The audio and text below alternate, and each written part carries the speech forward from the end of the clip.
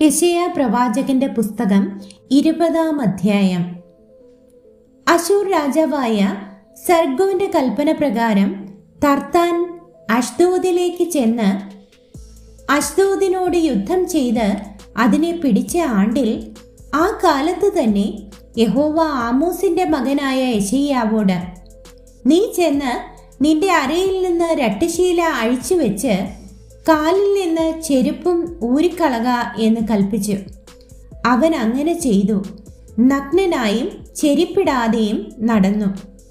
പിന്നെ യഹോവ അരുളി ചെയ്തത്, എന്റെ ദാസനായ യെശയ്യാവ് മിസ്രയീമിനും കൂശിനും അടയാളവും അത്ഭുതവുമായിട്ട് 3 സംവത്സരം നഗ്നനായും ചെരിപ്പിടാതെയും നടന്നതുപോലെ അശൂർ രാജാവ് മിസ്രയീമിൽ നിന്നുള്ള ബദ്ധന്മാരെയും കൂശിൽ നിന്നുള്ള പ്രവാസികളെയും ആബാലവൃദ്ധം മിസ്രയീമിന്റെ ലജ്ജയ്ക്കായിട്ട് നഗ്നന്മാരും ചെരുപ്പിടാത്തവരും ആസനം മറയ്ക്കാത്തവരുമായി പിടിച്ചുകൊണ്ടു പോകും.